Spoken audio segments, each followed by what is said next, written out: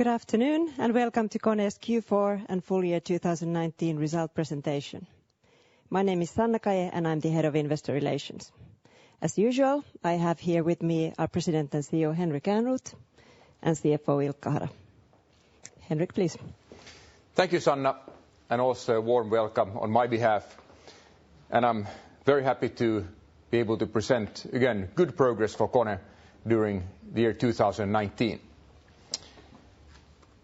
If you look at how our year finished last year in Q4, we had a continued good growth in all regions and all businesses. So the great sales growth that we had in the beginning of the year continued. That I'm very happy about.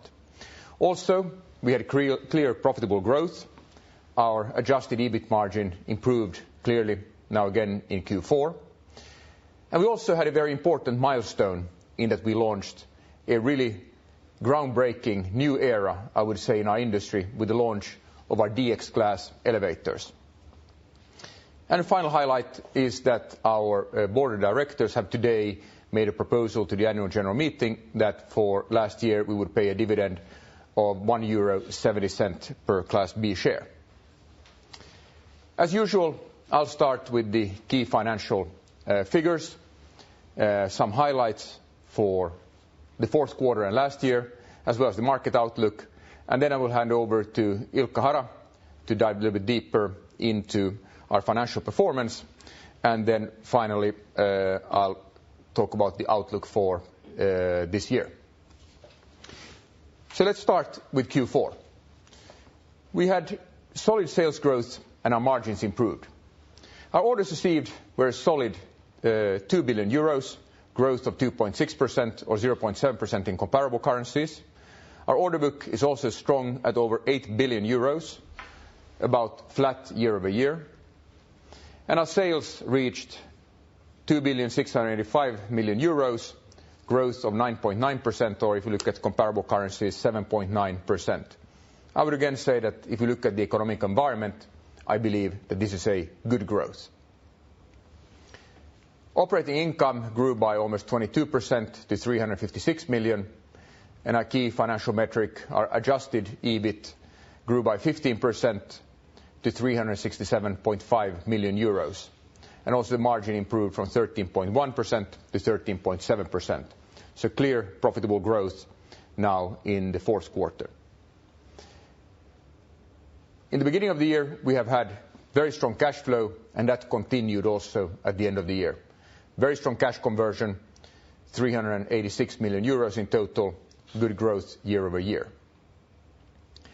But one quarter is always a very short period of time, and now we have a full year to look at our progress, and we can see that we have made progress during the year. Our orders received grew nicely to 8.4 billion euros, growth of 5.9% in comparable currencies. And again, I believe if you look at the environment overall in the world, this is a good growth. Our sales were just short of 10 billion euros, growth of 10%, or in comparable currencies, a very strong 8.2%. Operating income reached 1,192 million, and the adjusted EBIT grew by 11.3% to 1,237 million. And margin improved slightly from 12.3% to 12.4%. As you I think all remember, our margin in the first half of the year still declined slightly, but now in the second half of the year we had clear improvement. So overall, a pretty good outcome, I would say. Cash flow, a very strong 1.5 billion euros. And our earnings per share, 1.8 compared to €63 the year before. We all know that our development activity at KONE during the past years has been very active. We've been executing on our winning with customer strategy. We've been executing on our Accelerate program. And I would say that I'm very happy about the commitment, motivation and forward-looking drive of KONE's employees. We can see that in a period of change they have continued to focus on our customers. We have continued to focus on looking forward and driving a positive change. And that I'm very pleased about, and I think all of our employees have done again a great job to take the company forward. That I'm very happy about. Then a few highlights for 2019. We can see that the focus on delivering value to our customers and investing in differentiation is delivering results. And we can very concretely see this from the fact that the average value of our service contracts has now, in the past couple of years, turned to growth from actually a slight decline for a very long period of time before that. So we can see that the value we're delivering to our customers is improving. And the same thing is also happening now in our new equipment business.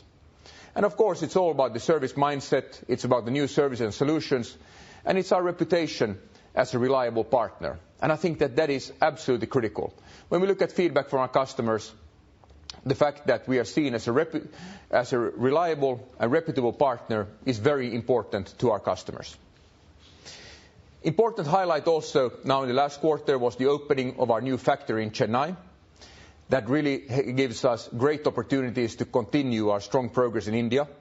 If you look at India over a longer term, we can see that that has really the best opportunities from a urbanization perspective, and therefore this new factory, which is really world class, is enabling strong development and strong growth for the future for us. And the final highlight I wanted to bring up is that we know that KONE, we have had a strong focus on sustainability. That has been one of our 5 strategic targets already for many, many years. And we know that we have the most energy efficient elevators in the market, which are, of course helps our customers reduce their energy consumption. I'm also very pleased that we have again got very strong recognition for our work towards sustainability. As the only company in our industry, we have a CDP A rating for climate change. No other company in our industry is on the CDP A list. Also, Corporate Knights every year publishes their list of world's 100 most sustainable companies. Again, as the only company in our industry, we are on that list at number 32. So again, these are external recognitions. While at KONE we always look very pragmatically at what we do, of course external recognitions like this gives us again motivation to continue our work and continue to be a leader in sustainability. Then a few business metrics for last year. In total, last year we booked orders for 173,000 new elevators and escalators, and we could see that the average value, as I mentioned, grew a bit. Our maintenance base increased by 5%, and we had higher growth in monetary value, and our total services business grew at 7%.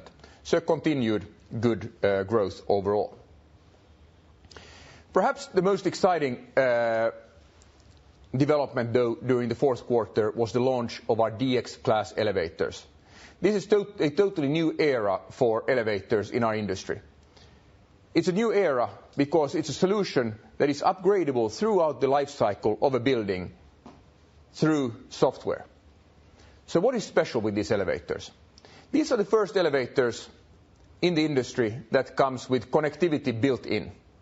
You can say, why is that special?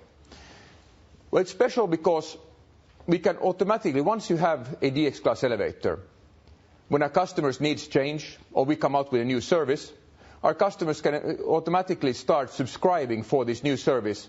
We can activate it remotely through our digital platform.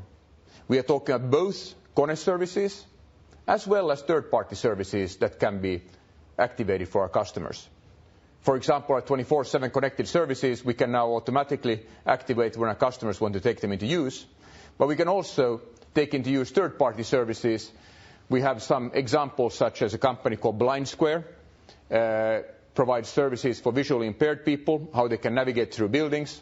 Or we can activate services for robotics delivery companies in buildings, can via APIs move through the building. These are just some examples, and as new services come or our customers' needs change, we can bring new services online.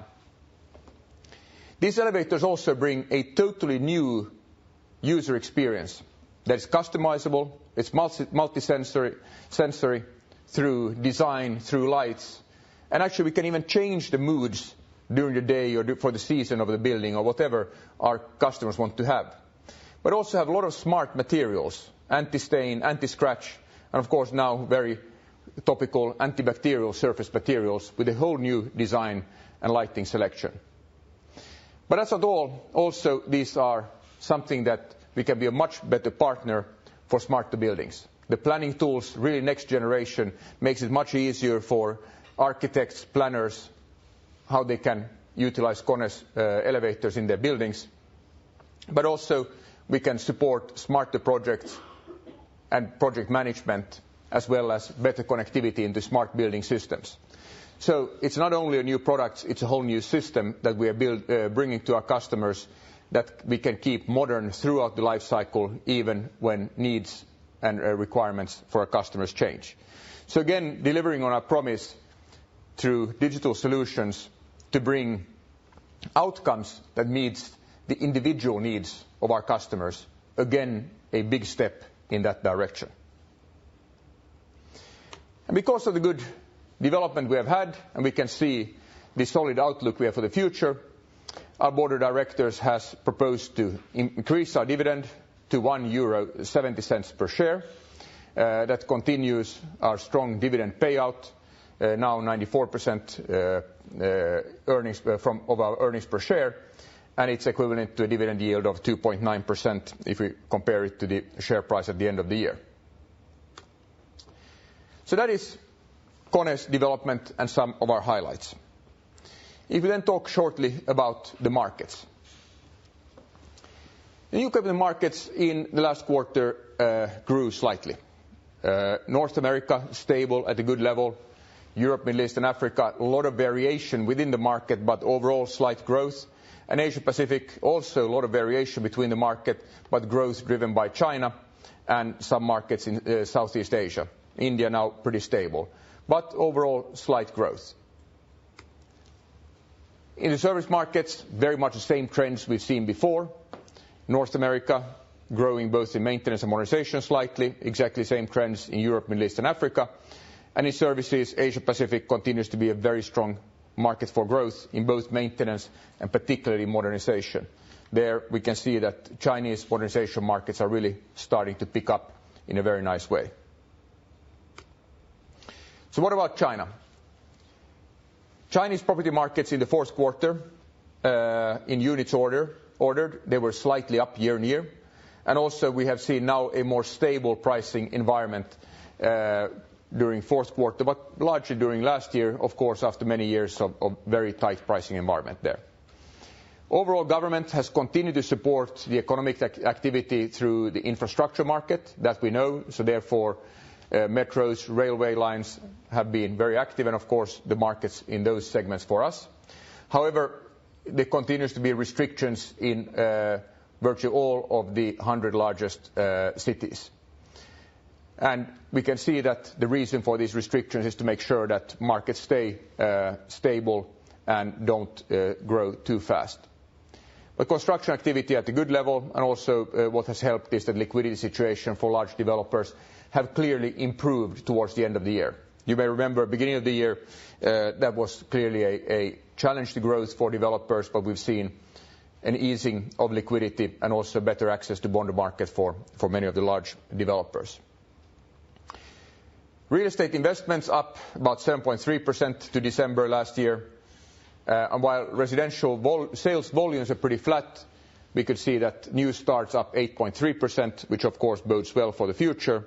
And new home prices up about, in the 70 largest cities, about 6.8% in December. So we can see that the government policy of keeping a moderate growth in sales prices has been quite successful again. A feature that we've talked a lot about is consolidation amongst the top property developers. That continues, and we can see that the top 100 developers, they already represent roughly 50% of all construction market by area, and is starting to approach 3/4 in terms of value. So really strong the consolidation, but I know we are in a pretty good position here. So that is about KONE's performance in summary, some of our highlights and our markets. And with that, I'd like to hand over to Ilkka to dive a little bit deeper into our financial performance. Very good. Thank you, Henrik, and also a warm welcome on my behalf to this fourth quarter result announcement webcast. I'll go through our financials more in detail and starting with orders received, where we see, as in all of our financials, actually the positive development continuing in the fourth quarter of the year. Orders received reached 1,988 million, which represents 2.6% growth in the quarter, and as total for the year, 7.7% growth. We continued to see clear growth in the volume business. However, in the major project business, there's less growth in the fourth quarter. There's always fluctuations in the major project side. But overall, on a comparable currency basis, our orders received grew 0.7% in the quarter. If we look at the large Chinese market, our orders in units were slightly down. However, if we look at value, we saw clear growth in our orders received from a monetary value perspective. Both pricing contributed positively as well as mix to that development. So good development also in the Chinese market. We've been focused on the pricing, and that's visible also in our development there. Also, when it comes to pricing, we continued to see in the fourth quarter the margin of our orders received improving slightly. So we continued to see the pricing work that we've been doing contributing positively also to our orders received margin. Good development there. Then if we look at sales, our sales for the quarter reached 2,685 million, up 9.9% compared to last year. And for the full year, that represents 10% growth for the sales. We continued to see strong sales growth in all businesses, and growth in a comparable currencies was 7.9% for the quarter. If we look at from a geographical perspective, the strongest growth in the quarter was in Americas at 12.7%. EMEA grew 8%, and Asia Pacific grew 5.4%. The China growth was clearly higher than that, and the rest of the Asia Pacific grew less. From a business perspective, modernization grew the fastest, so 9.5% growth in our modernization business. New equipment grew at 8.7%. And if we look at the maintenance business, we continued to see good growth at 6% for the quarter. Then looking at our adjusted EBIT, where we continue to see strong profitable growth for the business. Our adjusted EBIT reached 367 million, which is up 15% compared to last year's fourth quarter. And also, more importantly, we continued to see our adjusted EBIT margin continuing to improve, reaching 13.7%. So 60 basis point improvement compared to last year, as we saw also in third quarter. So continued good performance there. Growth had a positive contribution to our profits, but also, as said, profitability improved, and currencies had an 8 million impact to our profits. We look at the Accelerate program. The cost related to the program, the restructuring costs were 11 million in the fourth quarter. And if we look at the whole year, now that we're at the end of 2019, we saw more than 50 million of savings from the Accelerate program. So not only are we seeing out of the three targets being able to be more customer-centric, improving the speed of rolling out our new service and solutions, but also the efficiency is coming through as we expected now that we're in the last year of the program for that. Then lastly, cash flow. So maybe to me, this is the highlight of our results for 2019. Our cash flow reached 1,550 million. And our cash conversion continued to be strong throughout the year. Net working capital contributed positively, and we continued to see the strong development in our advances received, as well as progress payments from our customers. It's good to note that IFRS 16 accounting standard had a positive impact of 119 million to our cash flow, but regardless of that, the development was strong in 2019, and that continued in the fourth quarter as well. With that, I'll hand over back to Henrik to go through market and business outlook for 2020. Thank you, Ilkka. So that's, of course, about history. Now it's about looking forward. That's what we like to do. 2019 is now in the bag, and now it's about how we deliver another strong year for KONE in the year 2020. Let's start with the markets. We expect that new equipment markets will be relatively stable or grow slightly in 2020. However, the coronavirus outbreak creates a clear uncertainty to this outlook. In China, we expect the markets to be relatively stable or grow slightly. And of course, this is the market where we have the most uncertainty because of the virus outbreak.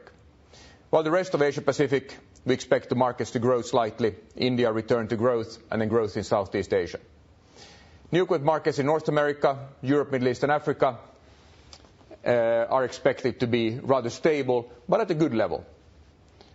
In maintenance, very much same trends we've seen so far, growth in all markets, slight growth in Europe and North America, and strong growth or good growth in Asia Pacific. And in modernization, same thing here, slight growth in North America, Europe, Middle East and Africa, but strong growth in Asia Pacific to continue. So that's about the markets. And then our outlook. We expect our sales to grow by 0 to 6% in comparable currencies compared to 2009. And we expect our EBIT to be in the range of 1,250 million to 1.4 billion euros. And then we expect currencies to remain about the same level where they are today. If that happens, we're going to have a positive impact of maybe 15-ish million euros. We continue to have many drivers that are boosting our results, such as the improved margin of our orders received that we had in 2019. It's the fact that our service business continued to develop nicely and grow, and also the Accelerate program continues to contribute. However, there are also, as always, some matters that are burdening our result, such as labor and subcontracting cost increases, both in Europe and in Asia, but partly also in North America. But also the fact that we are constantly investing more in our capability to sell and deliver new digital services and solutions, but as a whole, how we're building up that capability and systems within KONE. But that's, of course, a positive investment in my view, because we can see a very good payback for that. And then what's burdening our result is the outbreak of the coronavirus. So what do we know about the coronavirus and the impact for KONE? First of all, we have two principal objectives at KONE when it comes to dealing with this situation. First, naturally, the health and welfare of our employees. We have about 20,000 employees in China, so that is our first priority. But clearly also a priority to make sure that we can continue to serve our customers in this situation. We have a lot of hospitals and other similar buildings that we are servicing. They're of course critical that they continue to work. So we are of course giving instructions, helping our people locally how to deal with this to stay healthy and safe. If we look at the impact, that is still unclear, but we already know now that there will be an impact on our business in the first quarter of the year. For example, in Kunshan and Nanjing, where we have our two factories in China, we know that in those cities and those areas that the Chinese New Year holiday have been extended by 1 week. So we had planned to reopen our production on the 31st of January following the Chinese New Year break. But we know in those areas now holiday has been extended by a week, and the earliest we can start is on the 8th or 9th of February. So we are losing at least 1 week of output. We also don't know exactly yet when our customers' installation sites will reopen. So if this is the full impact, that it's a week delay, we believe that there will be an impact in the first quarter, but we can probably recuperate much of that rest of the year. However, the situation develops very rapidly, so we don't know what the impact will be eventually and how customer sites will reopen and so forth. But this is what we know at the moment. So we are of course dealing with the situation and making sure that we can serve our customers and support our people there. So in summary, Our strategy execution is very well on track. We can see from our development that our competitiveness is strong. We can see that the value per service contract, the value and average price for new equipment is improving. That is a message from our customers that we're delivering value to them. That I'm very happy about. We expect to continue our profitable growth in 2020. That is what our outlook says, and that we very strongly believe in. And we will continue to invest in renewing ourselves to constantly be able to deliver better and better outcomes to our customers to drive even further differentiation. So with that, I'm very happy to open the lines for questions. Yes, so let's start taking questions from the telephone line. Operator, please. Thank you. Ladies and gentlemen, if you would like to ask a question on today's call, please signal by pressing star 1 on your telephone keypad. If you are using a VoIP phone, you might have to enable touch tone signals pressing send DFMT button on your device before dialing star 1. Once again, star 1 to ask a question. We'll take our first question from Gil Peña of UBS. Please go ahead.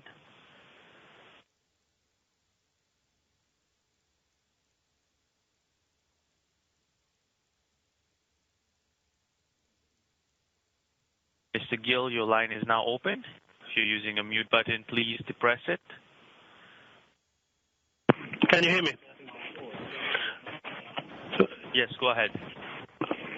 So I was saying that sorry to hear about the impact from the coronavirus in China. I wish everyone is safe and that no one is impacted by this KONE or anywhere. But anyway, going into the questions that I had, it relates most to pricing.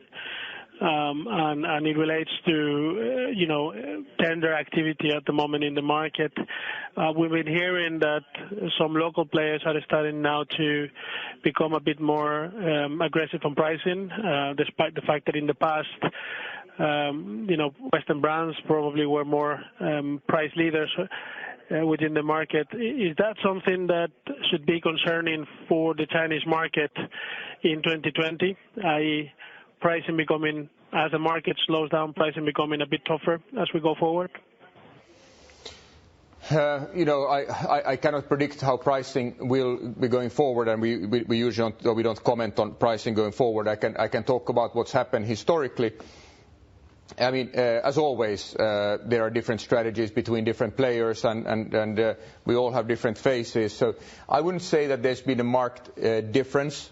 Clearly, always someone have more growth ambitions than others, as we also do, of course, have growth ambitions in the market. But what we've experienced now over the past year is that pricing has stabilized. And I believe that the reason for that is that many of the players in China, actually margins start to be quite low for many players, and that usually gives a floor. We continue to have good margins given our competitiveness in the market. So I'm not expecting, at least in the short term, any major difference, and we haven't seen any significant changes. Maybe there's been some individual companies who have grown very, very fast. But that's, of course, if you grow fast, there are many reasons for that. Thank you. And with regards to the Southern European aftermarket operations, would you also comment on the competitive landscape there? Especially, I think, in the context of the new innovation and software launches. Would you say that this prevents competition entering into the elevator market to the extent that it was in the past?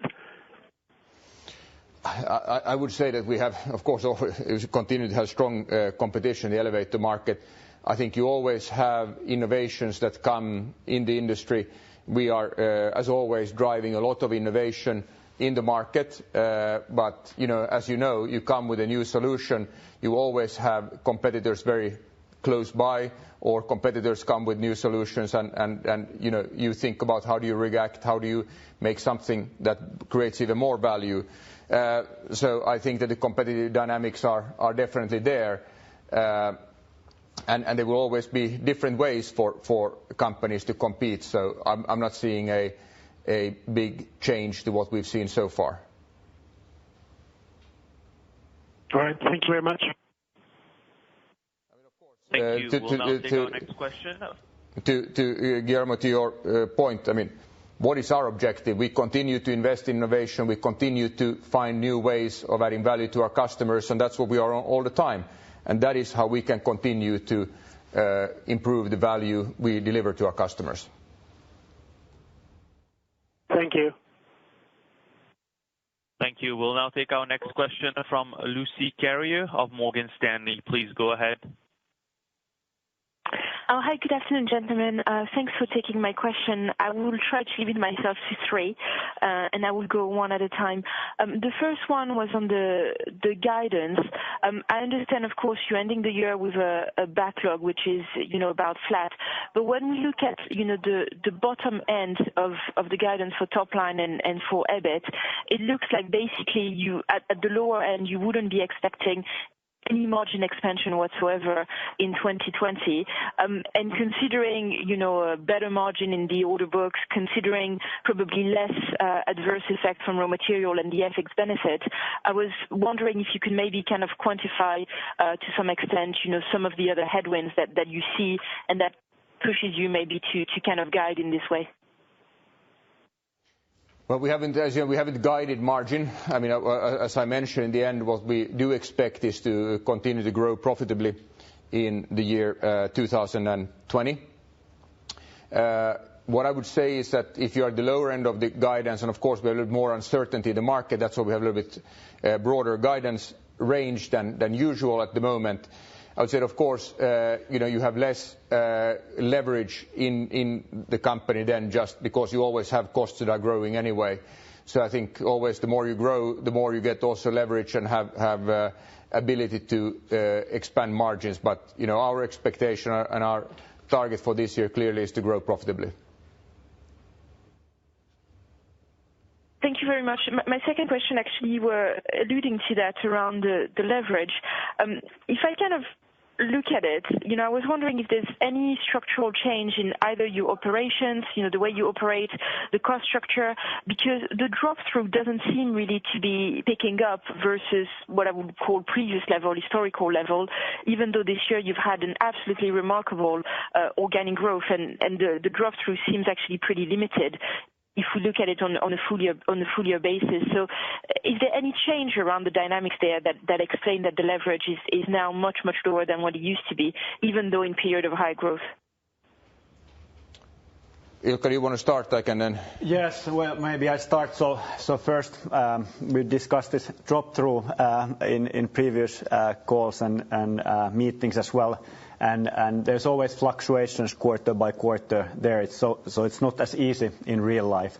But if you look at the margin and see the development. I meant for the full year. Sorry, I meant for the full year on the leverage, not just for the quarter. Yes, I hear you. But if you look at the development in our margin, so clearly in second half of the year, we started to see a more positive development from a margin perspective, and it was more challenging in the first half. We start to see positive impact coming through, first from a combination of pricing versus raw materials having an impact, and also we start to see more of the savings coming through. From a drop-through point of view, there's always country and business line mix, which is clouding it a bit, but clearly from a margin expansion point of view, we're going towards the right direction as such. I think just to build on that, if you go back, Lucy, I can't remember now exactly how many quarters we have had now. A few quarters we've said that our orders received have improved, and before that they were stable, and before that they were declining. So clearly it's really what's coming through our order book now are, the first stable margins in the orders received, which has helped us, and then leverage improve our margins now during the second half. And, now what we're saying in our outlook is that what's helping our margins in this year is, of course, are the better orders received margins that we have booked particularly during the second half of last year. But does that imply, because historically a lot of the margin momentum or the positive mix across the group was also driven by the fact that China was more above average, I would say, profitability. China was particularly strong this year from a sales standpoint. So does that suggest that from a mix standpoint, when you say there's differences in terms of country mix or business variation, that China is maybe not as favorable as what it used to be? Well, if I look at the past, remember the times before 2015-16, clearly we were at the higher level in pricing, and that has impacted margins as well. It continues to be above the group, but not as much as it used to be in the past. So that's part of the answer. Yeah, but it's, clearly, as you know, Lucy, that in the past years, we continue to have good margins in China, probably slightly above group average. But if we go back 4 years, 5 years, our margins were clearly higher than group average. So clearly that those years, we came down in margins in China. We continued to be at a good level, but we used to be at an excellent level there. Understood. And just my last question on China then, if I may. What do you hear in terms of the conversation in the market? Because we have seen, of course, infrastructure being boosted on the back of all of the concern on trade tension. Now the trade tension, I wouldn't say that they have disappeared, but they have certainly stabilized with the deal. Is there a concern maybe that some of the stimulus on infrastructure and some of, I wouldn't say stimulus on the property, on residential property, but clearly we have seen some loosening of restriction in some cities. Is there a concern that now that the trade tension have stabilized, we might have a bit less of a tailwind here, in terms of governmental policy? I think we have to see how governmental policy evolves. I'm not going to speculate what decisions they may or may not take there. I would say that the outlook we have at the moment seems that there continues to be very high activity on the infrastructure side. So I believe it will be another active year in that market. Maybe not as fast growth as last year, but at least at a good level. And what we can see, what is the difference between now and perhaps a year ago, is the overall liquidity situation for developers. It is better, both from ability to issue bonds and also general market liquidity. So there are a few things that are maybe better, a few things a little bit worse, but overall, except if there is a more prolonged impact from the coronavirus, we expect the market to be stable or could even slightly grow. Thank you very much. Thank you. Thank you. Ladies and gentlemen, if you find that your questions have been answered, you may remove yourself from the queue by pressing star 2. And as a reminder, it is star 1 to ask a question. We'll now take our next question from Andre Kukhnin of Credit Suisse. Please go ahead. Good afternoon. Thanks so much for taking my questions. I will go one at a time as well. Can we talk about the 0-6 guidance first, just to understand how much is kind of the coronavirus effect in that? I don't know if you can answer by telling us what it would have been had it not broken out while you were coming up with guidance. And what is the kind of line of thinking there for the new equipment part of the business, given that maintenance and modernization pieces, I think, are kind of largely underwritten for the year, I'd dare to say. So if we could maybe start talking about that would be great. Well, I won't speculate what guidance may or may have been in other situations. We always give guidance based on what our business and what the environment looks like. But if we look at the first quarter, as I mentioned, we believe that there will be an impact. It's a little bit too early still to estimate that exactly because, for example, we don't know exactly when customer sites will reopen. Will there be a delay to that or not? If there's only 1 week, then as I mentioned, it will be an impact in first quarter and not the rest of the year. If it's prolonged, it could be a longer impact. But we are talking about a couple of tens of millions on the result side, the impact from here. But and still, Andre, that number can fluctuate still a fair bit based on how long it will take, and that's what we know now at the very early stage. And that's mainly a comment on impact on first quarter. For yes. The full year, we assume that there's very little visibility for the full year. Yeah. Right. No, I appreciate that, and obviously it's extreme uncertainty and extremely sad development. It's just when we look at your business predictability in the past and look back to 2009, for example, when your backlog would shrink and your orders were down double digits, the following year you generated 1% growth. I know there was a few factors there that really helped, but it just seems interesting to find out what kind of underlines the lower end of your guidance range in terms of macro assumptions, so that we can compare it to kind of our own. Anything else we want to? Well, I think the only thing which I would highlight, if you think about our sales guidance from 0 to 6%, is that what has been something which has been a strength in 2019, where we see very strong deliveries in China. So actually our order book rotation has increased a bit in China, and that's something where we see then strong sales in 2019. For 2020. We don't assume that will change, but it will mean that we have less visibility than we've had in the past, which is something a bit of a change compared to the past. Got it. Thank you. I appreciate it. And on the other question I had was on the comment you made on contract prices or unit prices increasing across new equipment and service globally. I wondered if you could talk more about that.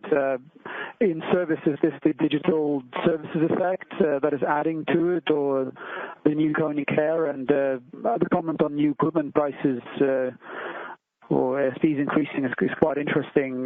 We kind of thought about that specifically for China, but it seems to be now a broader development. So I wonder if you could give us more color on that, please.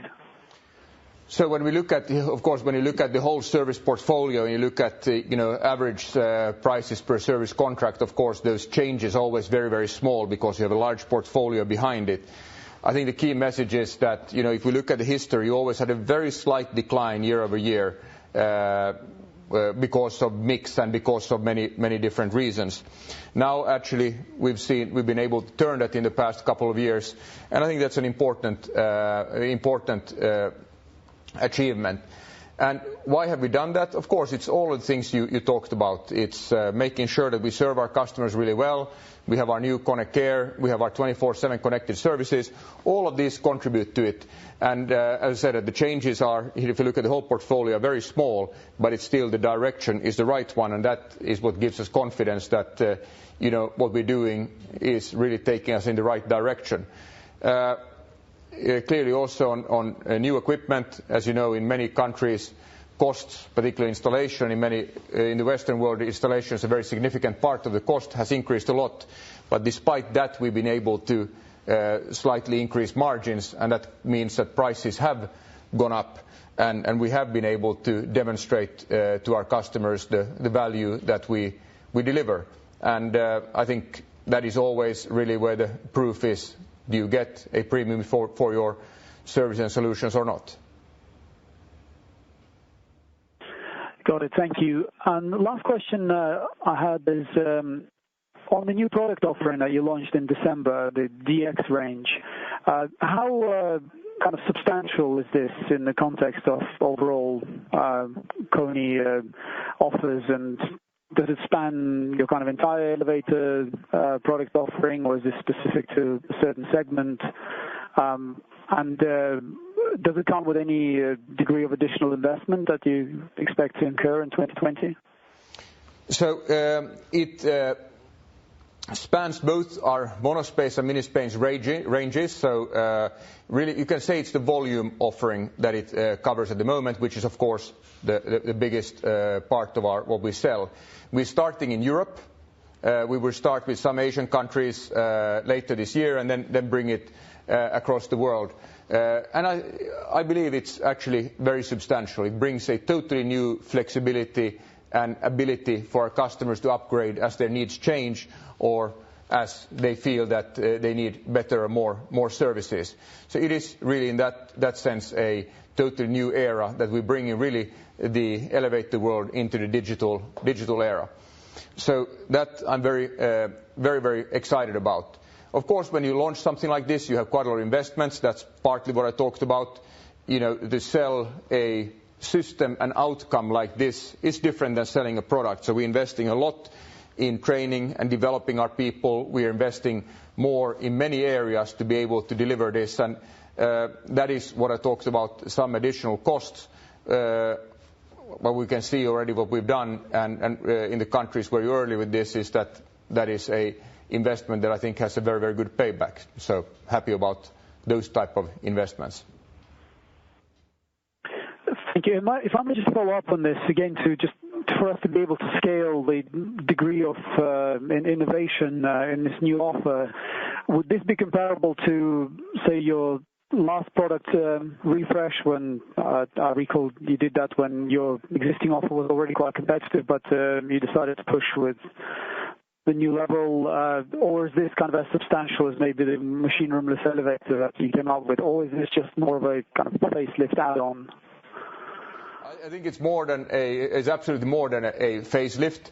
And as I said, it brings now an ability to bring individual outcomes to our customers, and this is what we will sell from here on. So it's definitely much more than a facelift. It's more of a digital innovation rather than a mechanical innovation, which the monospace was, the whole setup and the whole system back then. So I believe that this is an important innovation, which again going to help our competitiveness and being able to drive a premium. And we can see that even before this launch, our competitors was good. If you look at our growth, if you look at our pricing, which we have achieved with our current, before this offering, we have been in good shape. But that is what you need to do constantly. You need to constantly bring out new generations to stay ahead, because we have some very tough competitors out there who are not standing still. And therefore we are not standing still, and we are moving forward all the time. Great. Thank you very much, Henrik and Ilkka. Thank you. Thank you. We'll now take our next question from James Moore of Redburn. Please go ahead. Yes, hi everyone, Henrik, Ilkka, Sanna. I've got a few questions and I'll go one at a time as well if I can. Starting with Accelerate, I think you've talked about 40 million of restructuring for 2020. I think you've done 128, so that's now 168 in total. We originally talked about 100 million. Is it fair to say you've delivered 60 million of savings so far, with 10 in 18, 50 in 19, and now we have another 50 in 2020, so 110 in total? Or is it that there are more savings that this will drive that will in 2021? So I just would like to get the scope of savings for the existing. And longer term, should we see annual restructuring charges of 40 million a year? Is this the new normal? Well, maybe I'll start. So first, this is the last year of Accelerate, so the program as such will stop at end of 2020. And as said, so we are making good progress in the whole program, and we are seeing savings. If I look at where we are at the end of 2019, so we were cumulatively around about 75 million of savings from the program, and expect to get continued good savings, about 50 million in 2020. And like you said, so the total cost for the program are estimated to be a bit more than 150 million at the end of 2020. And nothing drops into 21? Well, clearly, if you still have some costs that you incur in 2020, those bring benefits also into 2021. I think that's pretty clear. So I think both costs and benefits may be a little bit more than we originally expected, but I think overall, therefore, the ratio roughly 1-to-1 is pretty much intact. Will this be ongoing? I think our commitment is this is the last year we have this program, and I think in this world you need to do constant renew and restructuring, as we all have done. So I can't estimate what an ongoing is, but this program will end at the end of this year. Very helpful. And on your digital solutions and services, you were helpful in saying that could be a bit of a drag on profit this year. I was a bit confused with what you were saying on the service margin. The service margins fell for some time, but are now up with digital. I wondered if you could help us with the numbers on what the collective revenue and revenue growth was for KONE Care and 24/7 in the full year of 2019. You talked about one being a bit above 5% of maintenance, one being a bit below in the past, but have we exceeded 10% of maintenance sales yet on those two, which would be 320 million of revenue? And whatever the EBIT loss was in 19, could you scale that? And I'm trying to understand whether the loss in 20, you're trying to signal will be a bigger loss than that in 19, or still a loss, but less of a loss. I understand you're in investment mode for something that's growing very excitingly, but I'd just like to try and size the picture. Okay, well, first let me clarify a few questions. I think there were many things in your question that I didn't say that margins have been declining. I said that the average, if you look at the total portfolio of KONE, the average contract revenue per unit had kind of historically been slightly sliding down, and partly was mixed because of more in Asia and so forth rather than US and Europe. And of course then in South Europe a very tough pricing environment. I say that is what we've been able to turn. That doesn't mean that margins have been down. We could still have, with productivity, have delivered a better margin.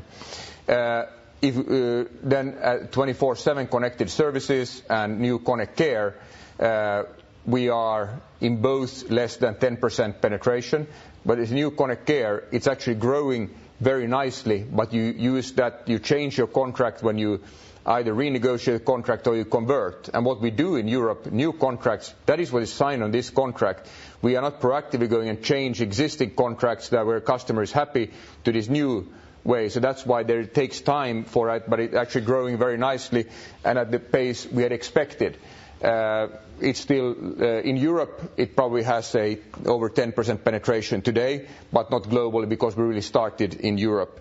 24/7 connected services, we have a penetration, and here we look at what we have commercially sold as a service to our customers, about 5% penetration of our service base. It's clear that we then have a much broader base of connected units. That's over 300,000. But when we talk about 24/7 connected services, the penetration, we talk specifically about that specific service and how much we have sold as a commercial service to our customers. And in terms of the impact on EBIT, is it a significant negative, and does that negative get worse before it gets better? It's, I would say that if we look at specifically 24/7 connected services, we're probably pretty break even on that at the moment. But then of course we have many new things that are coming and many new things, capabilities we're building up. So therefore it's a slight headwind, but I still think when we look at that as an example, we can see that you do get payback pretty quickly. And lastly, if I could, there'll be lots of press stories, and I understand you'll probably be able to say almost zero, maybe even zero. But could you confirm that KONE is still in the running for the elevator consolidation with the private equity partner that's been discussed? And if so, could you give us any indication on a timetable on when the bidding rounds that are reported to be in a second bidding round may finish, and when we may or may not learn some more? Well, as we very clearly said before, we don't comment on speculations or rumors in this and who we may or may not work with. What I can confirm is that we continue to be very interested in the asset. We think that we are objectively a very good partner and a very good buyer for that asset, given the complementary footprint that we have, given how we could scale digital services with a enlarged group and also the synergies we could create. So we continue to be very interested. We then have to see how this process goes forward. I'm not going to comment on any timetable that you have to, and whatever decisions ThyssenKrupp may do. They of course talked about multiple different alternatives that they have. So, they have to clearly they have to make their decisions and they are in charge of the process. So I'm not going to comment any more on a timetable. That's very helpful. Thank you. Thank you. We'll now take our next question from Daniela Costa of Goldman Sachs. Please go ahead. Thank you. I just wanted to ask on two things to round up maybe some of the commentary. On the commentary on your investments in more technology and digital and some of the initiatives that you've been talking about. When you mean that you're going to continue to invest, do you mean R&D to sales will step up from here, or that we just sort of have reached a run rate of R&D to sales to consider going forward? And then I wanted to ask on raw materials, I might have missed, but I didn't hear any comments regarding that. And I guess given some of the evolution on steel prices, why would we not be seeing a tailwind in 2020 from raw materials? Thank you. Thank you. Do you want to start? Yeah, I'll start and maybe you'll add.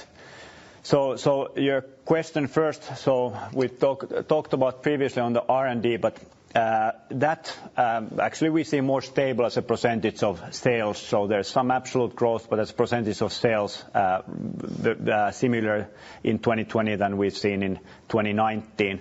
When we talked about the investments to digital, it's more about go-to-market and selling capabilities and training our people to have those future capabilities to enable it. So it's a bit two different things. And then when it comes to raw materials question, so we are seeing raw materials at this stage for 2020 more neutral, so not a tailwind or a headwind. If we look at where the prices are and where we have better visibilities in the first half, so it's more neutral. Maybe there's a potential for seeing more increases in latter part of the year, but let's see how the prices develop in that one. But so far it's more neutral for 2020. Yeah. And I think as Ilkka mentioned this R&D, and I think to be completely frank here, our R&D expenditure doesn't capture everything we invest in digital, so we probably have to look at that in the future, because when you think about digital, there's part in R&D part of that, but as Ilkka mentioned as well, there's a huge part of building capabilities, building ways of working and all of that, and that is as substantial as anything you do on technique and technology side, and that is not captured in our R&D expenditure per se. So that's why we are calling it out separately. Thank you. Thank you. We'll now take our next question from Klas Bergelind of Citi. Please go ahead. Yes, hi Henrik and Ilkka, it's Klas from Citi. So on the operational gearing, so obviously one difference this time I would have thought is the higher cost inflation looking at contractors and the investments in digital. So a question on this, please. Sales growth in the quarter solid at 8%. Margin is now up 60 basis points, similar magnitude as in the third quarter. Could you talk about the different components a bit more? It feels like the cost side was worse than you perhaps thought at the mid-year stage. In the quarter, Ilkka, what was the wage inflation year over year and the cost of contracting? And how much on top of this annualized should we expect for 2020? For 2019, so if we look at the last half, I wouldn't say that it was much different than what we expected as such. Very much aligned with what we expected. What we have commented previously is that if we look at from a margin comment perspective, we always use the best view we have for the cost when we make the comment. If we look at in the past, it is true that the cost increased more than we expected, but that's more looking at the past. Other than that, I think we did actually in 2019 see very much aligned development for the second half, what we expected. But then into 2020, obviously, I mean, if you go back a couple of years, we didn't have the labor shortages on the contracting side.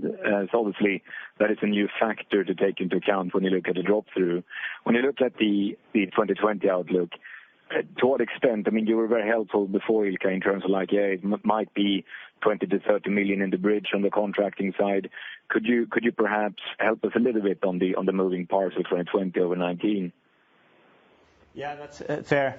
So if I think about the impact of cost from both labor and subcontracting, it is not only the inflation percentage when it comes to that. So there's, yes, the increase in cost, but it's also if you don't have enough installation capacity, for example, then you get a bit more overtime, a bit less efficiency that you normally would get, and that plays a role as well. But we're talking about some tens of millions if we look at the impact in 2020 coming from labor cost and subcontracting cost increases. Okay. My second one is on digital, coming back here. Here you're on the investment side, Henrik, but I'm interested to hear on the top line impact. I think last time you said digital boosted maintenance sales by around 1%. What was the impact this quarter? And could you comment again on the level of connectivity? I understand that monetization of IoT is different compared to the level of connectivity, but that 300,000 number, could we get a sense a little bit region by region? It would be really helpful. I don't have exactly region by region on that now. You know, if I look at all of our new services, that we say that they probably increased sales growth by a percentage point, very roughly. I don't think it was that different for the last quarter. Probably the largest number of connected units would be, where the highest penetration is, would be in Europe where today. We have been earliest with many of the services.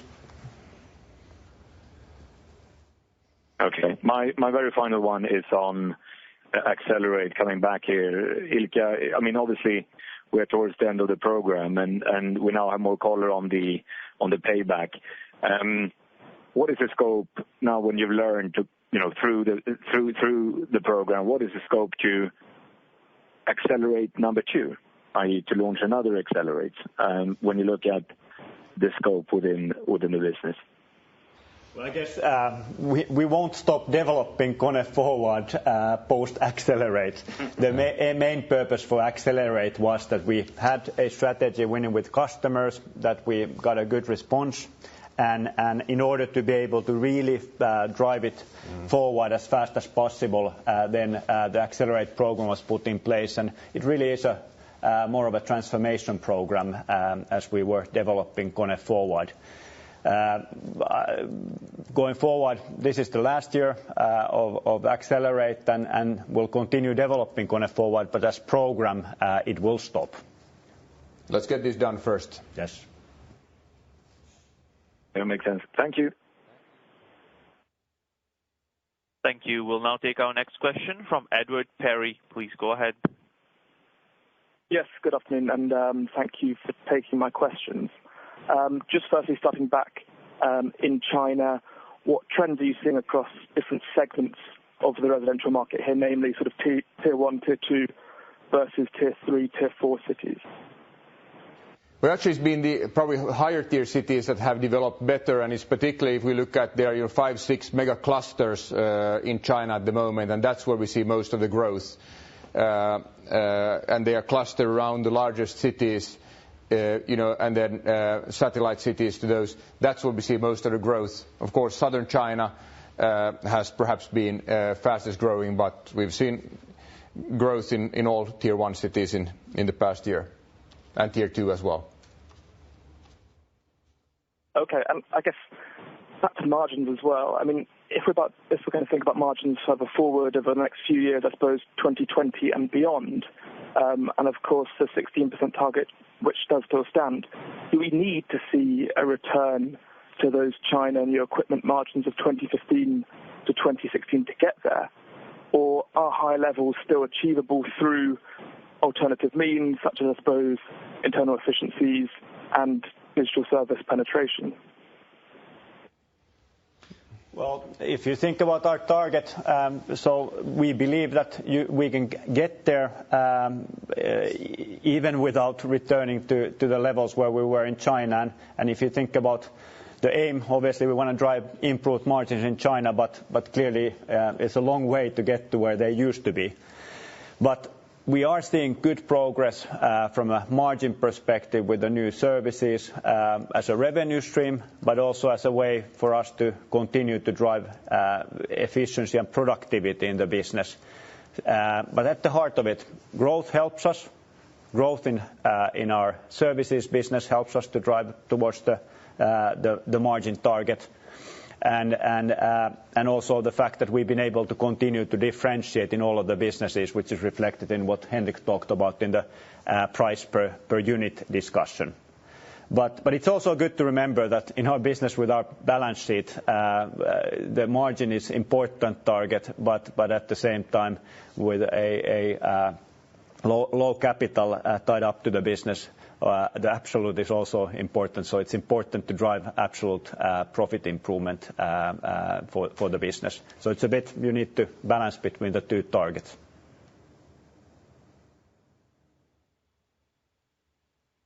Thank you. Thank you. We'll now take our next question from Lars Brorson of Barclays. Please go ahead.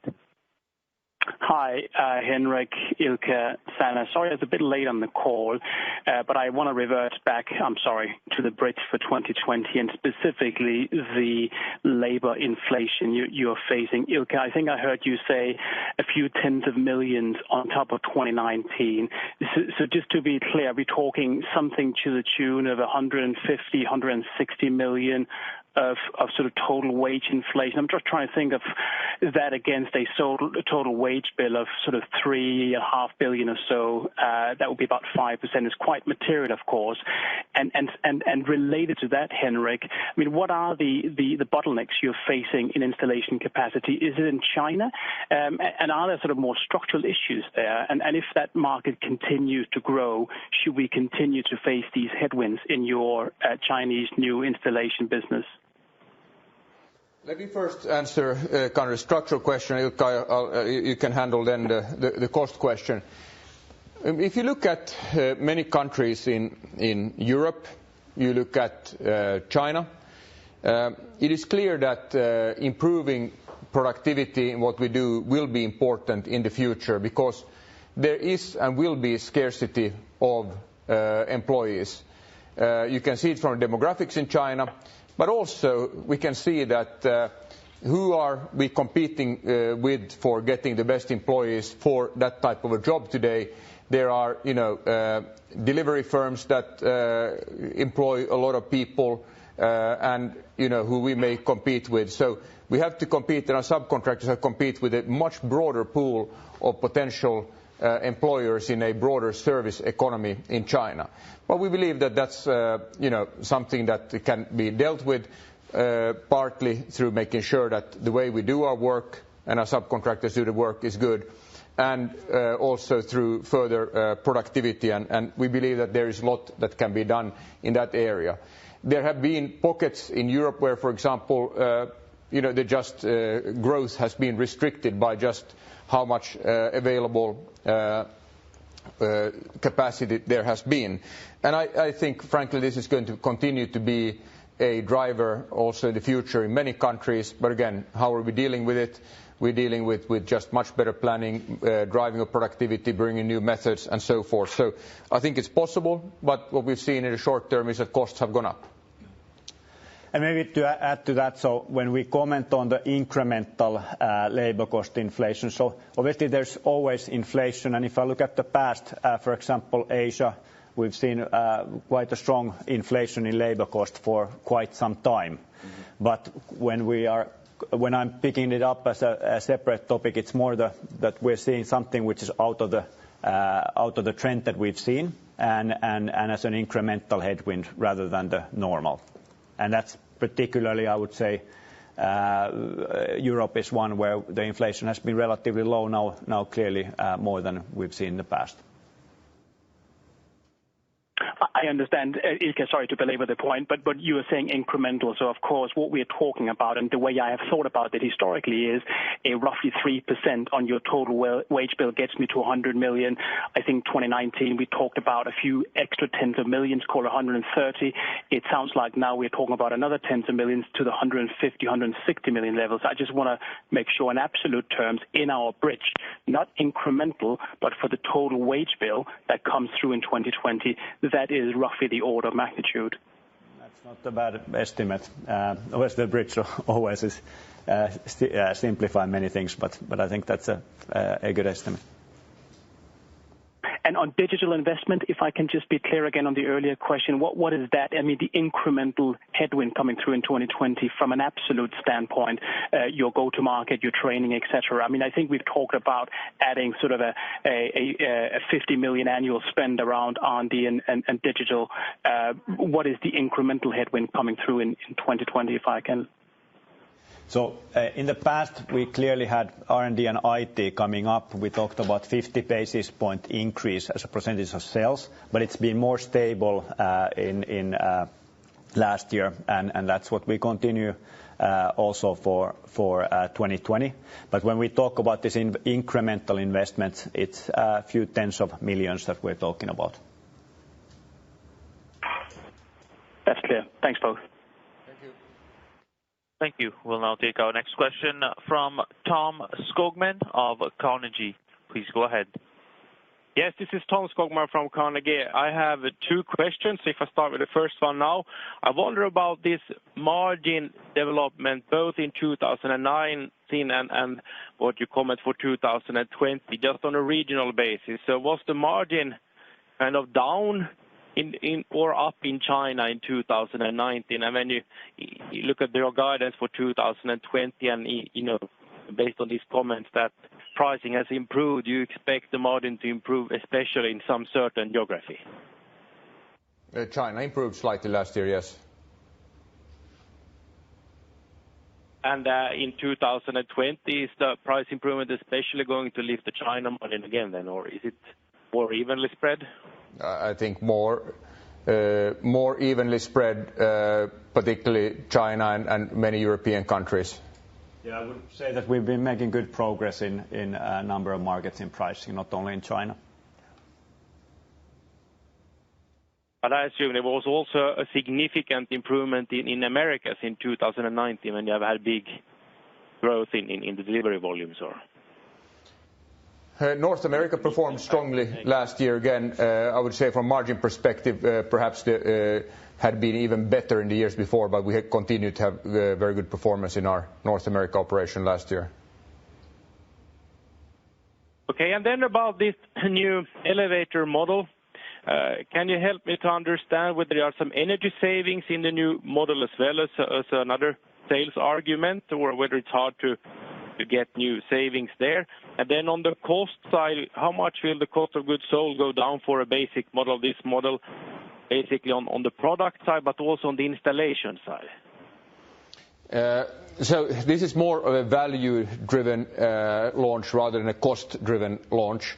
So you should more think about value and what premium we can get for it. I think that is really the essence of this. It has more technological features than old elevators. Of course, when we bring more intelligence into elevators, we bring better predictability into them. Always that is good for sustainability and for energy efficiency. Specifically in this, we have not had a big leap in energy efficiency. That is something actually we've done every year, and we continue to do every year as part of basic improvement of our products. So this launch, you can say, it has more to do with the experience for our customers and users is the big thing with this launch. But there is no big kind of leap in installation efficiency that would mitigate the labor cost inflation, for instance? I would say that is something that has been constantly part of our ongoing development, but not a step change here, no. Okay, thanks. Thank you. We'll now take our next question from Martin Flueckiger of Kepler Cheuvreux. Please go ahead.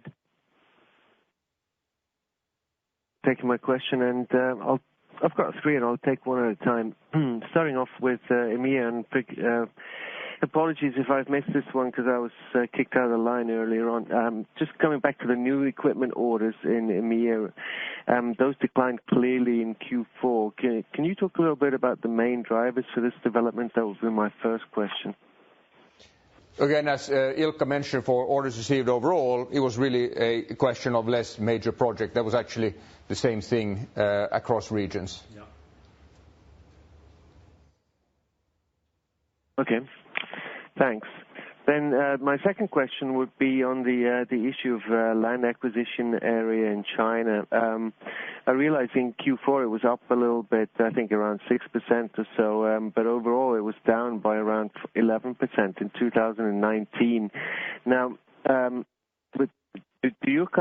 your customers also reduced their land acquisition area? And if yes, have we seen an impact towards the end of the year in terms of their land banks? You know, the understanding we have from our large customers is that actually they have ample land bank to develop, that is not a bottleneck for them in capacity. I think what we've seen is that their turnaround times are becoming faster and faster. So from the time you buy your land to the fact that you have your plans ready, you break ground, and you order your elevators or any other equipment for that matter. And that is also why we have seen that lead times in China, for us as well, has clearly shortened. And you know, that's one of the competitive advantages we have in China, is that we have a very short lead time from order to delivery. And that is something that many of these large developers expect nowadays, that there are many of them whose business model is very much about speed. And therefore, our understanding is that land bank is not and has not been a kind of bottleneck to growth. Okay, thank you very much. And then my final question, if I look at the NBS data for China, property inventories are back on the rise again, with floor space buildings sold only flat in 2019. Is this a point of concern for you, or is it just too early still to draw any conclusions on the new equipment market? Not at this level, not a concern. We think the markets, particularly where they're growing, are quite healthy. One always has to go quite deep and see where are these and where the market's growing and where is their demand. So the outlook at the moment that we see for the coming year looks pretty solid. Of course, as I mentioned, that this coronavirus outbreak could have an impact, or is at least early in the year going to have an impact, but what is the longer term impact, we don't know. Okay, thanks. I'll go back in line. Thank you. Thank you. Thank you. We'll now take our next question from James Moore of Redburn. Please go ahead. I do apologize. We're taking a question from Magnus Gruber of UBS. Please go ahead.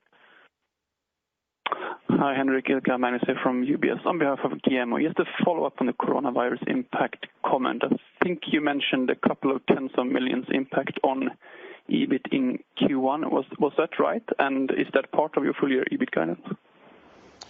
If that is part of our full year EBIT guidance, if that is the impact, but as I said, that is if we have a week delay, we could see something like that. If it's then prolonged, it could be something more. So based on what we see today, we believe it's part of our guidance impact, but then again, we can't predict what the situation eventually will be.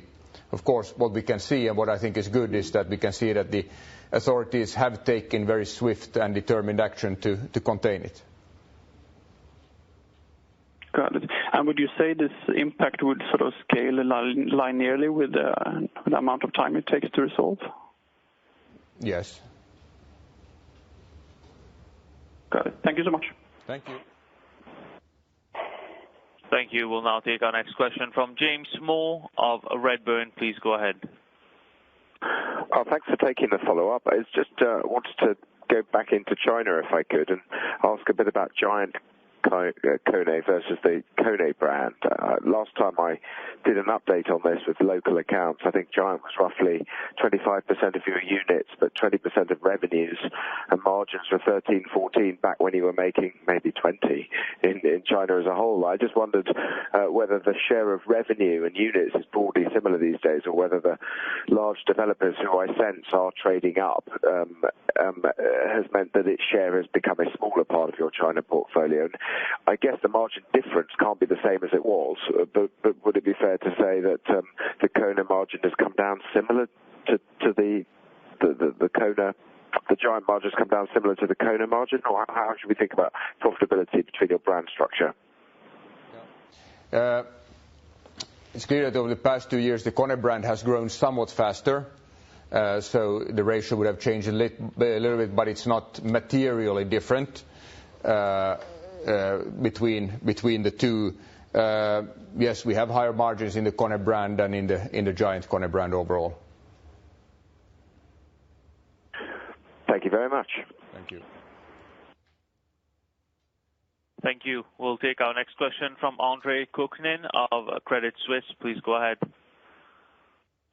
Thank you very much for taking the follow-up. I wanted to come back to digital, and thank you for the 2 data points. Could you comment on how the ASP has developed for specifically the digital offer through 2019? Has there been any change? No, it's been pretty stable. It's a good overall pricing for it. Right. And is that ASP different in Asia versus Europe, or given the difference in maintenance contract values? It is slightly different, not massively. China is a lower level, but rest of the world not massive differences. But of course there are always going to be differences market to market based on the competitive situation and so forth. Got it. And the 5% that you mentioned for the paid digital penetration, could you give us an idea where that was at the beginning of the year of 2019? Oh, it's of course it was low. So the biggest part of the units that we have been sold during. Range, some percentages. So it's clearly most of the growth has been in 2019 if we think about the rollout. And it's also one where we started when we talked about it a couple of years ago with Europe, and it's been then rolled out, and much of the momentum continues to be growing throughout the year. And what we see in most markets, it takes actually almost a year to really get them to, from marketing efforts, training your employees, getting customers used to it, being able to re-demonstrate the value. It takes usually a year, and then scaling up starts faster. So that's what we can see in many European countries that were early. They're actually doing quite nicely in terms of growth right now. Right. So yeah, the final bit I had on this was just actually alluding to that, is that it seems to imply that from what you've just said, the attachment rate is around kind of 50% if I look at your new service contracts signed and versus the kind of addition to the paid digital service units. They seem to be about 1/2 of what roughly I think you signed in terms of service contracts. Is that broadly right? And has that changed as a ratio throughout 2019 in Europe? What I would say slightly differently is that perhaps the best hit rates we have in new installations, new conversions. Then hit rates depend quite a lot on segment. Outside of that we sell to existing customers. And it varies quite a lot. But clearly overall the best hit rates are in connection with conversions from new equipment. And has that hit rate changed through the 2019 in the kind of like-for-like countries? I mean, I'm not saying about countries where you launched during 2019, but in countries where you already had it at the beginning of 2019, did it change through the year? Clearly, of course, it's improving. That's why we are able to scale the services and grow them quite fast now. Thank you. And very final one, if I may. I wanted to just double check on your North America and EMEA new equipment market outlook for stable. It seems a little bit conservative vis-à-vis the broader construction indicators like permitting and starts and ABIs and Dodge. So just wanted to check, is there a particular segment or mix that leads you to that, or do you see anything in the indicators that is not real? Actually, if you look at the ABI in the US, it's actually been hovering around 50 or actually slightly below 50. So that is clearly indication there. You haven't had much, it fluctuates every month, but overall, on average, it's been slightly below 50. In Europe, it varies a lot, the growth. So you have growing markets, but you also have markets that are contracting. So overall, we think markets are pretty stable. Got it. Thank you very much for your time. Okay, thank you.